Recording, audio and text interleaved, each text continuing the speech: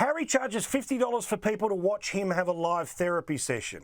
If this is what happiness looks like, can I be depressed, please?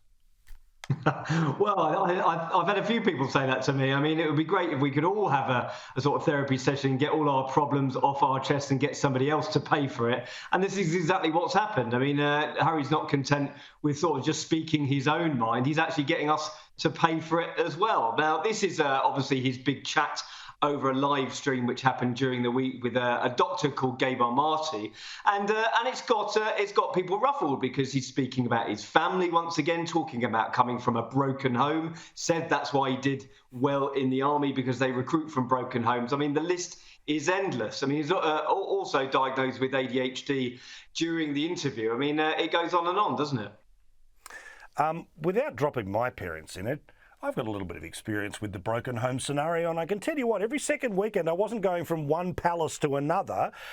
Again, his truth, his trauma, but does he have any concept that what it's like to come from a truly broken home? For people who don't have the same wealth and privilege, that when you are being bounced between parents, sometimes parents who might be particularly acrimonious, wasn't the case in my life, that it's really difficult. And for him to sort of say, oh, I got a bit of that in my mix too. I mean, again, it sort of speaks to the thing where he never turns around and puts a qualifier in here saying, look, I get it. My experience was better than most, but instead he just pretends that his was exactly the same as if it was two people in a council flat fighting over their kids. Yeah, I think you're right, and that is something that is definitely labelled at Harry over the last few months. I mean, we've had the Oprah Winfrey interview, Netflix about his book, and all throughout these junctures where he's speaking about his family life, the lack of introspection is actually quite troubling, isn't it? Because I think if he was saying, listen, I grew up very, very privileged, but, you know, like other people, we're all human. We can all have mental health issues. We can all have breakdowns at certain positions and crossroads in our lives. Then I think people would be a bit more sympathetic. But obviously, he's telling a doctor in a mansion that people are paying for to watch and buy his book. And I think that's the issue with Harry, isn't it? That people are falling out with love with the sort of lovable rogue, the lovable prince that we all enjoyed watching grow up. And he turned into quite a different man. I also love the commentary around how King Charles is making a few changes in and around the firm, including he doesn't have Frogmore Cottage to be able to return to, that being Prince Harry. And last time I checked, if you've been paid $40 million for a documentary, you've got enough money for a hotel room. Well, again, I mean, this is a huge problem, not only for Harry, while saying, bemoaning the fact that he can't come back to the UK because of security. I mean, this case that is lodged against the British government at the moment has cost the British taxpayer in excess of $500,000. Now, the issue with Harry is that he should be paying for his own security. He wanted out of the royal family.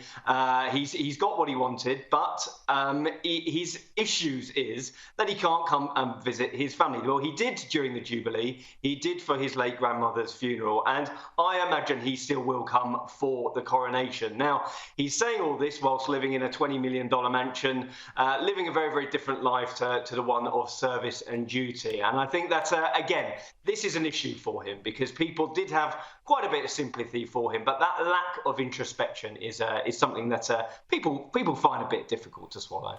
Now, a lot of people have been trying to work out what happens if he actually goes to the coronation. I hope that if he does go to the coronation, that at least a couple of wags in the crowd will get sort of life-size versions of the South Park images of Harry and Meghan and just hold them up so that they are because you know there's one thing that keeps them up at night, and it was the skewering they got from those two. Well, it's not just the South Park, and playing devil's advocate a bit. I mean, I think it was George Clooney who said, if you haven't been in South Park and you're famous, then you're doing something wrong. So, the lack of ability to take the mick out of themselves. Again, they're all a bit too serious. I think they just lighten up, Paul. This is what they should be doing. They're taking bad advice. They should just be lightening up and have a bit of a laugh at themselves. But it's not only the South Park creators. We had Chris Rock digging Meghan during the week. We've had another couple of comedians sort of saying that Meghan wasn't very friendly. I mean, then it goes on, doesn't it? I think if they just took a step back, stopped taking themselves so seriously, then maybe there's a bit of love left for them.